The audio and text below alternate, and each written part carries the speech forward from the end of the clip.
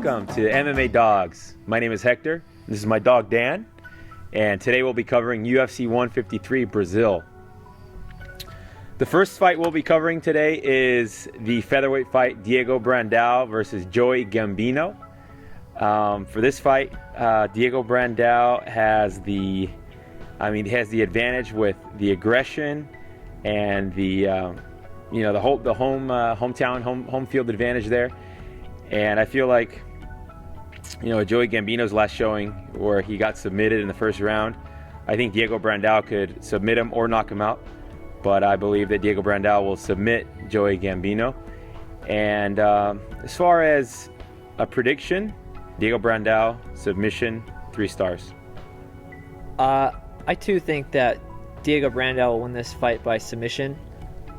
He looked excellent in his last fight against Darren Elkins.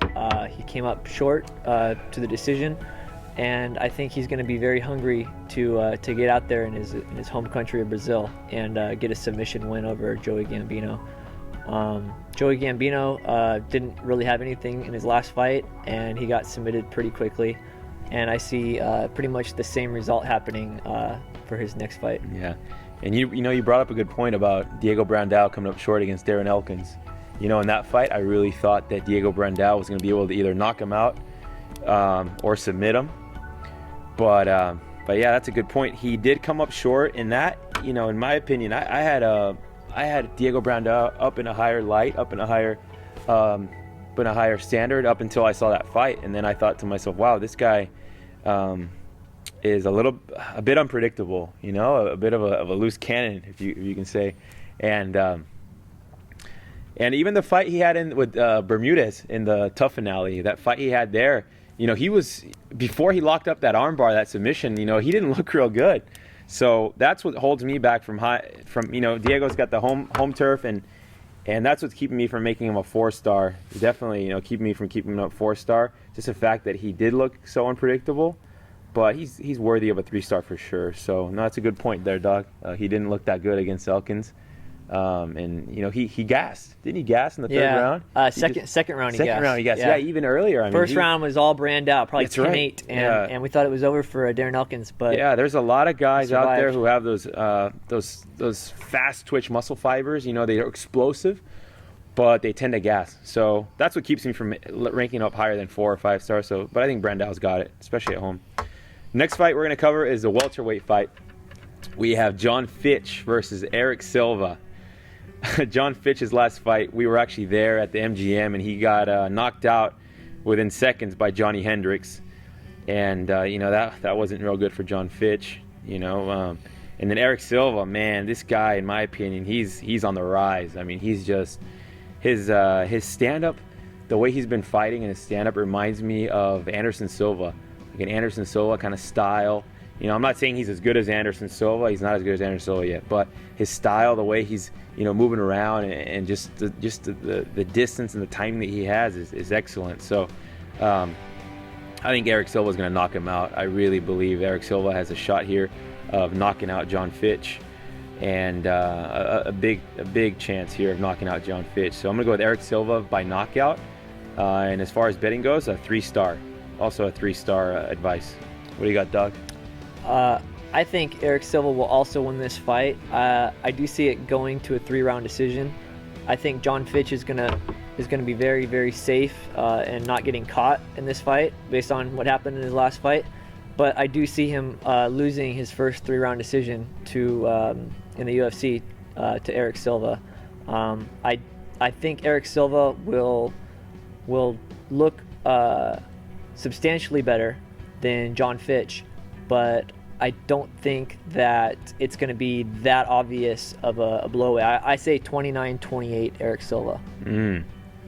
Yeah, I think if it goes a 3rd round, that's a good point. About if it goes 3 rounds, man, you got to say Fitch wins the 3rd one, right? John Fitch wins the 3rd one. I mean, John Fitch is an excellent wrestler. He's just a grinder. This guy who's just tough, resilient guy.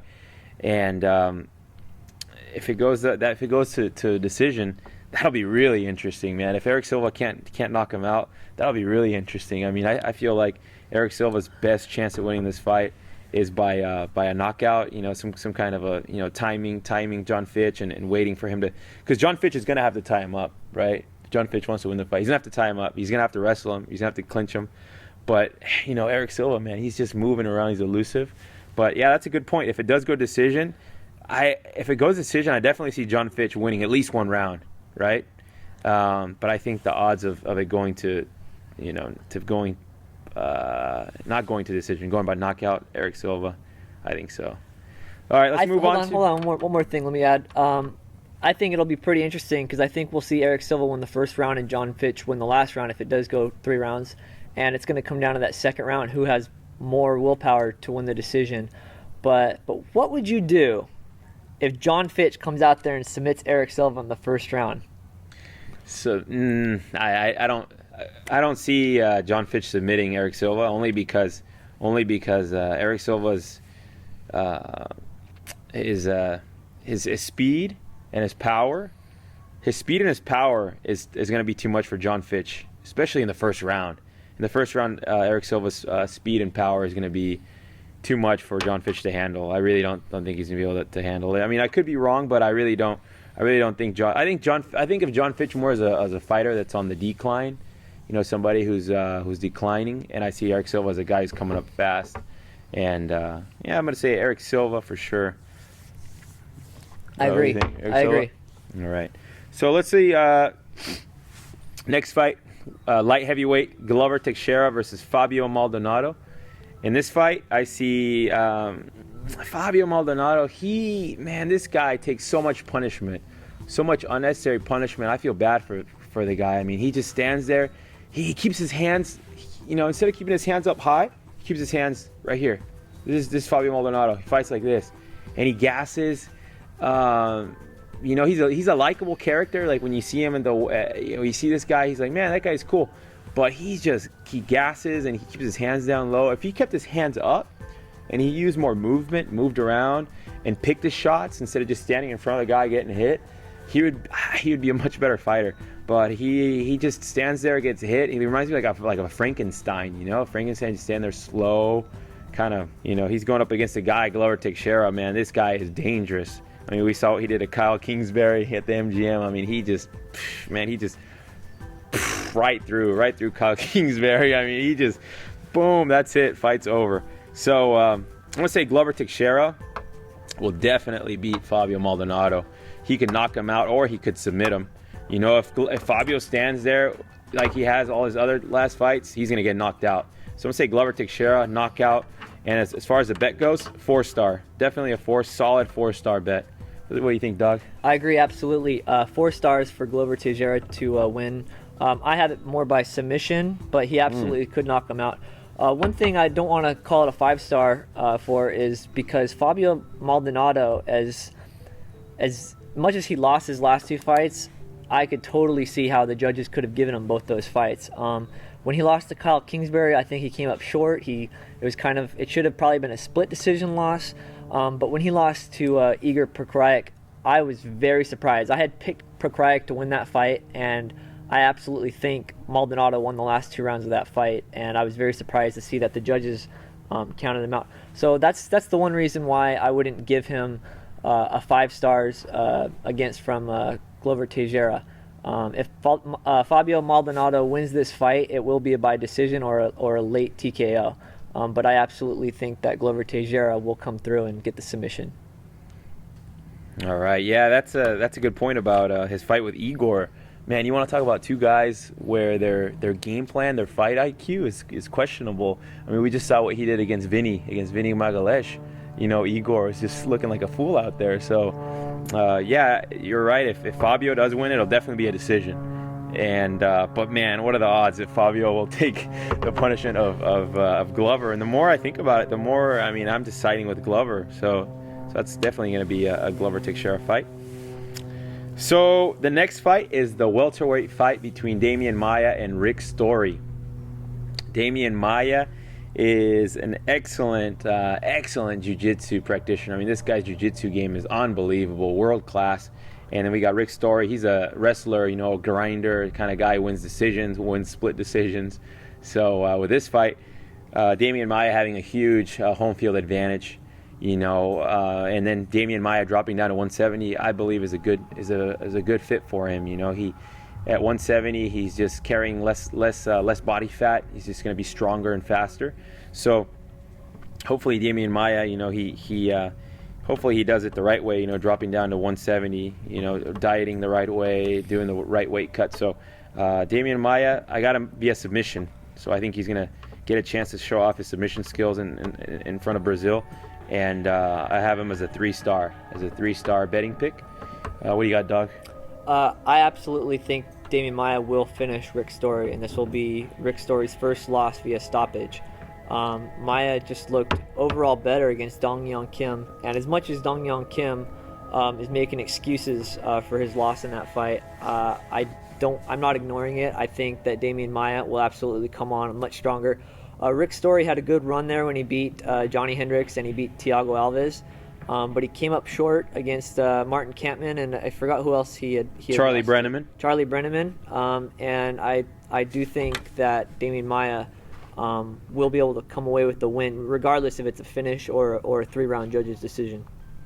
Yeah, that's a good point about Rick Story's decline. I mean, he was looking so good against that fight he had with Thiago Alves. Man, he was looking real good, and then he had the fights, with Brenneman, and he looked terrible in those fights. And some people are already talking about after he beat Thiago Alves, talking about Rick Story fighting GSP, and that was a bit premature, So that's a good point. I think Rick Story, he will. He's just like, he's on the decline. He needs to figure something out. So. So let's move on to the next fight. Light heavyweight, Phil Davis versus Wagner Prado. For this fight, it's going to be interesting because they fought on UFC on Fox in LA. And, man, this Wagner Prado guy, he was so passionate. I mean, I wish I saw more fighters like that, He was in the octagon, or at least showing his emotions. He was just so passionate. You could tell this guy, he wanted to fight. He was blind in one eye. He didn't care. He just wanted to go in there. He wanted to fight. Phil Davis, he in this fight, his best option is going to be to take down Prado. He's got to take him down, grind him out, John Fitch style, Aaron Simpson style, this kind of a wrestling, and take him down. Perhaps he could submit him. Maybe he could submit him. Phil Davis is so strong. Strong at 205, powerful guy. But I think that Phil Davis's best shot is to grind out a decision. As unfortunate and boring as that would be. As a fan, I'm going for Prado. I want to see this guy win. I really like his story. As a person who sees the reality of the situation and the odds and the statistics and what the fighting styles match up like, I'm going to say Phil Davis wins by a decision. I'm not going to give any betting advice for this fight. I don't like a bet on this fight. And as a fan, like I said, I'm going to be definitely rooting for Prado. What do you see, Doug? This is actually my favorite fight on the card. I was at the fight in August at the Staples Center when there was a no contest because of an accidental eye poke. That didn't entirely look accidental, but it is what it is. Yep. I actually had this as my biggest pick of the night. Prado was a very, very big underdog, and he looked like he was showing Phil Davis his thing before they stopped the fight. This fight I do like for Prado still, just because it is now in his home country of Brazil. But the one thing I don't like about it is the fact that Davis might have learned from his mistakes in the first 2 minutes of that fight that they had back in Los Angeles. One thing I want to discuss here about Phil Davis is whenever a fighter actually takes their first loss, especially by a decision, it's like a momentum killer for them. They actually come out there scared in their next fight and usually get caught. Just ask guys like who's a good example of a guy that was undefeated, lost a decision, and then came out there and lost his next fight probably by a stoppage. Most of the time it happens against the current champion. For instance, Mark Hominick coming off his decision loss to Jose Aldo, he got caught in 7 seconds and was out. Jake Shields came off his decision loss to GSP. That fight was over in less than a minute. Dan Hardy got caught at the very end of the first round by Carlos Condit after his decision loss to GSP. The list just continues and continues and continues. So with Phil Davis, he didn't exactly fight for the title, but it was close enough. He was on a big winning streak. Guys that are on a big winning streak that get a decision loss, it kind of kills their momentum, and their opponent kind of sees that they're actually able to beat the person. So I absolutely think that Wagner Prado will still win this fight, but it was a 4-star for me last time. I'd say it's more like a 3-star, and it's a good bet, but it's not as good as a bet as I would have had 2 months ago when the fight originally happened. So I'm absolutely rooting for Wagner Prado, but I would not be surprised if Phil Davis pulls off a submission or a decision win. Yeah, those are all excellent points, Doug. Excellent points. And something I was thinking about while you were talking about this fight is, Rashad Evans called out Phil Davis. He said, man, where is your wrestling? Why weren't you wrestling? Why weren't you wrestling? And then Phil Davis gave the excuse, that there wasn't enough time and that he was going to show that. But Phil Davis, he doesn't really, rub me the right way. The interviews that I've seen and the way he behaves and talks, so he might have a lot of fans. I'm not one of his fans, and I hope that this Prado guy knocks him out. And Prado has an excellent story. This guy, he was watching MMA on TV. I don't remember if it was The Ultimate Fighter or what he was watching on TV, but I know it had the Nogueira brothers on it. And he reached out to them and he wanted to go train with them. He said, hey, this MMA stuff is really exciting. I want you to teach me it. So they actually took him in. They took Prado in and they started teaching him how to fight. And I think that was like 5 years ago or something like that. If you really want to know, you can always Google it. But they took him in. So he was more of a fan turned fighter. So I'm really rooting for this Prado guy, and I think he showed a lot of emotion, a lot of heart in his fight against Phil Davis. So I will absolutely be rooting for him. So yeah, that'll be a really exciting fight. I mean, talk about like a Rocky story, where a guy, he's a big underdog. What were the odds for him? He was I think plus 475. 450, yeah, 450, almost plus 500. So that's a huge underdog. And so yeah, I mean, who doesn't like to root for an underdog, right? So I'll be rooting for him, and it'll be interesting to see what goes down. Okay, for the next fight, we got a heavyweight fight: Antonio Rodrigo Nogueira versus Dave Herman. For this fight, I think it was almost like a layup. It's like an alley-oop, like a layup for Nogueira. He's gonna have the huge advantage on the ground. I think Nogueira is gonna submit Dave Herman, and it's a 3-star pick for me. Dave Herman, I don't know how much longer this guy's going to be in the UFC, and Nogueira is just a legend, So in front of his hometown, last time he fought in Brazil, we saw what he did to Brendan Schaub, totally unexpected. I mean, talk about a guy with a lot of hype behind him. Brendan Schaub was this, heavyweight coming up, and he got himself knocked out by Nogueira. So I got Nogueira by submission this time, and it's a 3-star betting pick. What do you got, Doug? I think you're underestimating Nogueira in this fight. I think that it's going to be more of a 4-star. I think it's going to be a TKO in the first or second round. Dave Herman was a very predictable fighter in his last 2 fights. When I saw his fight with Inamo back at UFC 131, he easily could have lost that fight. I mean, both guys were just like gassed and just they were slugging it out. And I learned a lot from that fight. He does have good submission defense and everything, and if he was going to lose by a submission, he would probably have lost that fight to Inamo, who was a submission specialist. But yeah, I got him. I knew he was going to lose to Stefan Struve. I thought it would be a decision loss to Roy Nelson. Who would have thought Roy Nelson would have came out there and did what he did as fast as he did? But yeah, Dave Herman, I think he'll keep his chin under control this time in the first round, and will get TKO'd in the second round. I think Nogueira is going to be a little bit nervous to try to submit a guy after what happened in his last fight, trying to submit Frank Mir when he had him hurt. So I think it's definitely going to be a TKO win for Nogueira. Probably in the second round, but Dave Herman will definitely gas if he hasn't changed his cardio routine, and I think Nogueira will just take it from there. So you're going a 4-star with Nogueira? Yeah, 4-star. Yeah. The only there's a couple of things that are keeping me from boosting Nogueira up higher. One of them being Nogueira, man. He's coming off an injury, and his whole career he's had surgery after surgery after surgery, injury after injury after injury. So that's what's keeping me from boosting him up to like a 4-star, possibly even a 5-star. One thing though that will give you some peace or some assurance here, Dave Herman, I've heard him in an interview say that he doesn't believe in jiu-jitsu.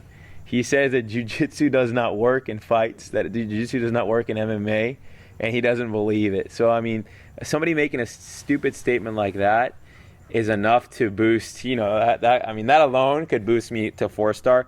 But I'm gonna play it conservatively, with Nogueira having as many injuries as he's had. All it takes is just a fluke, like we saw with Travis Brown and Bigfoot. All it takes is a fluke kick or a movement or something strange, and the guy could get injured, especially somebody old like Nogueira who's had so many miles, so much fights, so much stuff. So that's what's keeping me from it. But I mean, I'm very confident Nogueira will win this fight. I think Dave Herman's only chance at winning this fight is in the first round before he gasses. A lucky shot. He looked good against Stephan Struve in the first round, but we also have to remember that Stephan Struve wasn't exactly ready for that fight and didn't get into his rhythm until the second round. Yeah. So I absolutely think Dave Herman has a shot, but in Brazil, I mean, Nogueira just he I've never seen him so focused after when he fought Brendan Schaub. We should have seen that coming. We still picked Brendan Schaub, and Nogueira went out there and pulled like a Vitor Belfort type of win that he absolutely needed. And even though you doubted him, he came out there and did his thing. Yeah, I mean, it was unbelievable how that's a good point. The focus, a lot of fighters, they come out there and they look like, they're not even, their mind isn't clear, they're not focused. Like when you walk out there, your only goal, the only thing you should be focused on is a fight. That's it. Nothing else. And that's for the guys that are in their hometown. It can work both ways. Some guys who are in their hometown get distracted by the things around them. Oh, they're at home and this and that. But some other guys, they use that to their advantage. They use the hometown to their advantage. And I think Nogueira is one of those guys. He'll use it to his advantage, get all the good energy, all the good vibes, good strength from his hometown, and he'll put on a show there. The main event here, light heavyweight, Anderson Silva versus Stephan Bonnar. And this fight, wow, what an interesting matchup. Some people are saying that, this is what a stupid matchup and this and that. But anytime we get to see Anderson Silva fight, man, that's a real privilege. It's a real treat. This guy is just getting better and better and better. And I know he's getting up in age, but this guy, man, he is just incredible to watch. I have him winning by knockout. He'll knock Stephan Bonnar out in the second round, if not, earlier in the first. And as far as the betting advice goes on this one, it's a 5-star all the way. Anderson Silva all day, he's gonna knock this guy out. Stephan Bonnar is gonna want to retire after this fight's through. But Anderson Silva knockout, 5-star. What do you got, dog? I have this fight being a 30-27, 29-28 decision for Anderson Silva. This is just a do not bet at all. Minus 1,400. It's only a 3-round fight. You got Silva and Bonnar filling in for was it Frankie Edgar and Jose Aldo that were supposed to fight. Silva tried to save the 151 card when John Jones didn't want to fight, and he said he wasn't in the best of shape when he did that. So I'm gonna say, and Stephan Bonnar has never been finished before. He got injured against Krzysztof Szczynski and Lyoto Machida, but those are the only fights that didn't go to decision because he got injured in the fight. So he never technically got finished. They just had to stop the fight because he was injured. So I'm actually counting, and you also have to remember Anderson Silva, wasn't it just 2 years ago that he laid on his back for 4.5 rounds? So we clearly know that he can lay on his back for 3 straight rounds. And if you remember Stephan Bonnar's last fight, he laid on top of Kyle Kingsbury for 3 rounds. So, this is MMA. Anything can happen. It's a do not bet. I absolutely think Anderson Silva will win this fight. I'll be very surprised if he finishes Stephan Bonnar. I actually think Stephan Bonnar has a better chance at finishing Anderson Silva, but I do think Anderson Silva will win a 3-round decision in this one. It's a do not bet for me, and if I had to say it was a bet, it's a 4-star. It's not a 5-star, it's not a 3-star, but minus 1,400. 14-1 favorite. It's not even a title shot, and these guys are trying to save a card here. I know it's in Brazil. I know Anderson Silva is the man in Brazil, but just do not bet on this one. This is just save it for Carlos Condit next month. Dog. Let's keep it real. Let's keep it real, dog. Come on, let's keep it real. All right. Stephan Bonnar is a tough guy. He is definitely a tough guy. Anybody who steps into the octagon, who agrees to step into the octagon with Anderson Silva, is a tough guy for sure. But Stephan Bonnar does not have the wrestling of Chael Sonnen. Nobody has the wrestling of Chael Sonnen. So, in that fight at UFC 117 where Chael Sonnen had Anderson Silva down, I was watching that fight. I was there at Oakland and watching it, and I was thinking to myself, what in the heck is going on right now? And I thought to myself, something must be wrong with Anderson Silva. He must have some kind of injury, or he must have something must be wrong for him to be getting taken down like that. His timing seemed off. He just didn't look like he was on that night. And sure enough, he had some injured ribs, and he told Nogueira. I've seen the footage. You can find it online if you want. There's some footage where Anderson Silva he hugs Nogueira, Big Nog, and he tells him, he says, "I'm going to submit him." He says to Nogueira. Anderson Silva says to Nogueira, "I'm going to submit him." Man, when I watched that clip, I was thinking to myself, "Wow, what an awesome guy." Chael Sonnen disrespected Nogueira and said, getting a black belt from Nogueira is like getting a bubble gum from the machine, so like a toy from the machine. You just put your quarter in there, you get your bubble gum. So, Anderson Silva, at one point, Anderson Silva was broke, and then Nogueira took it. Big Nog took him in, let him sleep at his house, let him eat his food, and so he took it personal, like, hey, you got to think about it this way. Anderson Silva had risked everything, risked a lot to put himself in a position where he could submit Chael Sonnen. I don't know. I didn't personally speak to Anderson Silva, so I don't know if he laid on his back on purpose or if he let him take him down on purpose. But I do know he had an injury, and I do know he told Nogueira, hey, I'm going to submit him. I'm going to submit him for you, because, Anderson Silva learned his jiu-jitsu from Nogueira. So, with that being said, I look at all of that, and then I see Stephan Bonnar, and he took Kyle Kingsbury down, but dog. Hold on. Go ahead. Let me just tell you, and then you speak. You can have your piece. Dog, Kyle Kingsbury, dog. That's another guy who was hyped. This guy was hyped up so much, and he's got the big muscles and the 6-pack, and he's walking out there and he's working with Victor Conti, Barry Bonds' old guy. In his hometown, he's walking out there, Mr. 6-pack, Mr. Fanny Pack, walking out there with his mustache and his Speedos. And man, this guy, he goes out there and just looks awful. He just looks like nothing out there, fighting, looking like a fool, getting knocked out left and right. And, I applaud his efforts. Hey, good job, but he's walking around acting like that. So, Stephan Bonnar, he's going to take him down, control him on the ground, take the fight. Stephan Bonnar went in there with a great plan. Took him down, held him down, and so that's good. But come on, dog. Let's keep it real. Danny, what are you doing, Danny? What are you doing, Danny?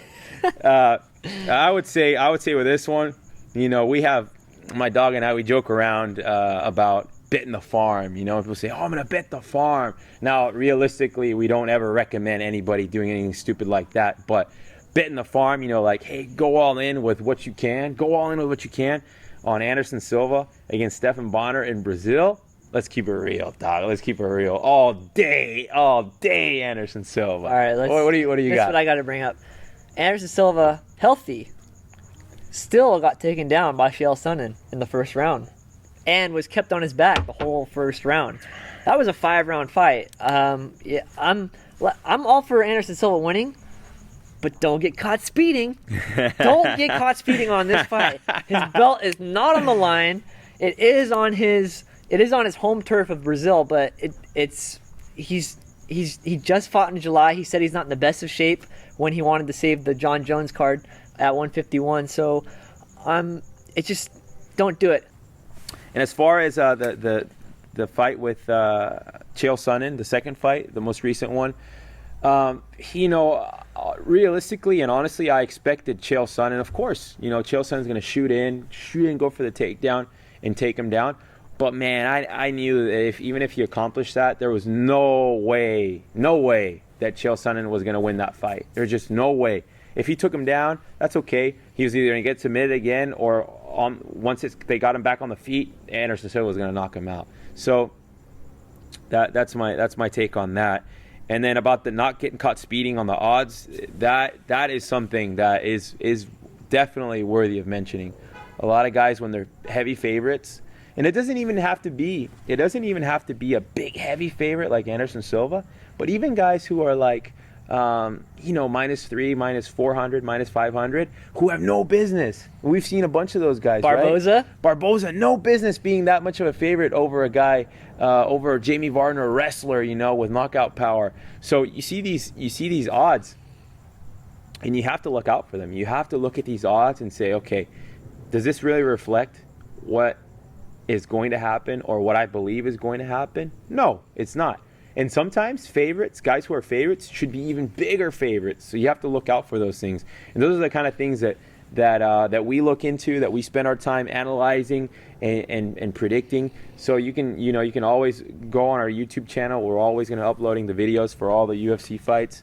You can look on our Facebook, on our website, on our Twitter. We'll give information and insight and our opinion on different things. But yeah, that's a great point. Sometimes you have to really look at the fight and look at the odds and say, is this really what I believe is going to happen, or is it not? So in my dog's opinion, he doesn't think it's worth a bet. And I totally respect that. You have to respect that. That's somebody's opinion, and that's what they believe. In my opinion, Anderson Silva, his odds of winning this fight are just, as big as a universe. It's just Anderson Silva is going to win this fight, in my opinion.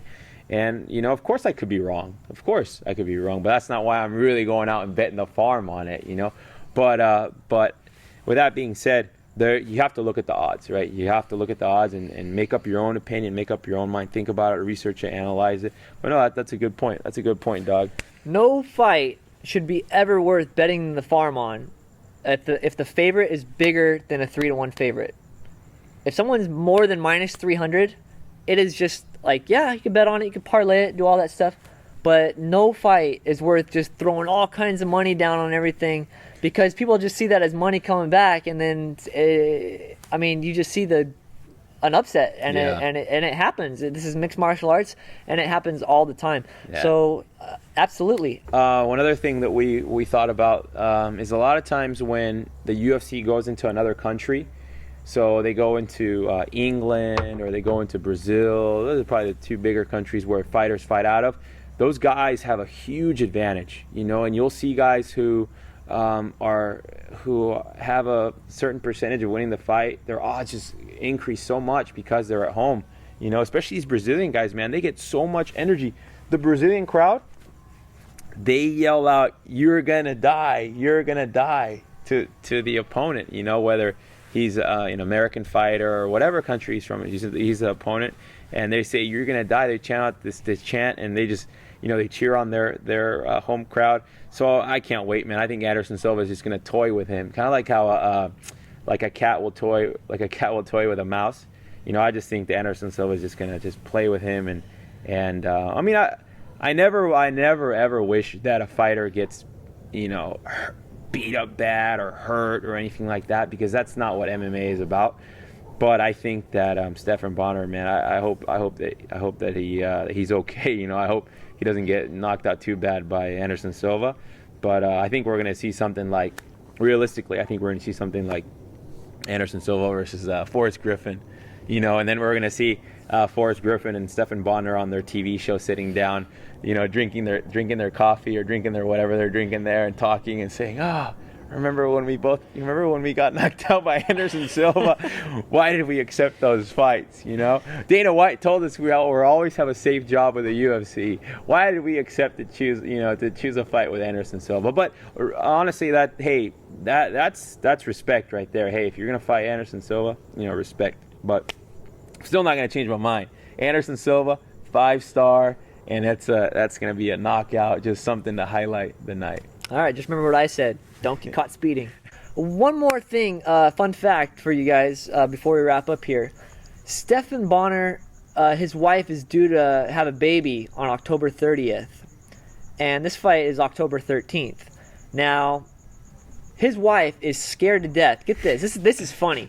You would think she would be scared to death for her husband or something like that, like getting hurt or something like that. She is scared to death that this baby's going to come early on the night Stephan Bonnar fights, and she's going to have to deliver the baby without him there. The first time his child sees him, he might look like Frankenstein, kind of like Kyle Kingsbury did in his last fight. I find that absolutely hilarious, that his wife is worried more about being alone or anything. But anything is possible. I have 2 younger brothers, and my youngest brother was born 20 days early, so anything can happen. He was supposed to be due at the end of the month, and he came just a week and a half into the month. So it would be really interesting to see if that's exactly what happens. But you never know. The wife having the baby and Stephan Bonnar pretty much going on the verge of being retired to the greatest fight of all time, even though he's already fought in the greatest fight of all time with Forrest Griffin. That might just be just enough motivation for him to go out there and just shield Son and Anderson Silva to a decision, especially only being 3 rounds. Yep. So, and we almost see John Jones get submitted by Vitor in the main event. We saw the underdog come through in the last 2 main events when Stefan Struve defeated Miocic and then Bigfoot defeated Brown 2 nights ago. So anything can happen, and just don't get caught speeding on Anderson Silva. I'm telling you that right now. Minus 1,400 non-title fight. Do not bet. Do not bet. Just that's it. As far as the baby goes, it can be seen as 1 or 2 things, right? Or anything really. It doesn't have to be a pregnancy, or it doesn't have to be some kind of it doesn't have to be just anything that is outside of training and outside of the octagon can be viewed as 2 things, right? So fighters can get inspired by it and use it as motivation and get more focused and really, the inspiration, like Rocky, for example, right? Or it could be a distraction. As unfortunate as it would be, it could also be a distraction. So those are the 2 possibilities there, either inspiration and motivation and keep you more focused, or a distraction. So without me personally going into Stephan Bonnar's life, I don't know whether it's an inspiration or a distraction. Of course, having a baby is something great in somebody's life. But as far as it being for the fight, is it a distraction or inspiration for Stephan Bonnar? I do not know. I don't know. I do actually see it more as a distraction than motivation. A death in the family or an injury in the family can also affect people, like we saw with Jake Shields when his father died. He still took the fight and he got knocked out. That also could have happened anyways because he was coming off that loss and his momentum was killed from 6 years of being undefeated. And then we saw what we saw with Brian Stann and Michael Bisping fight. With Brian Stann having the loss in his family, and him choosing to move back home and away from Albuquerque and away from Greg Jackson.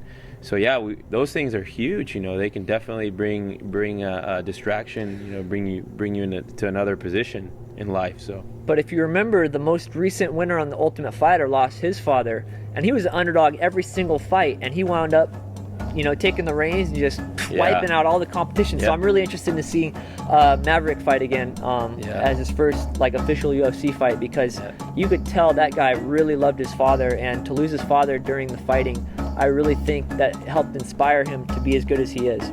But it's just a matter of who gets distracted and who gets motivated.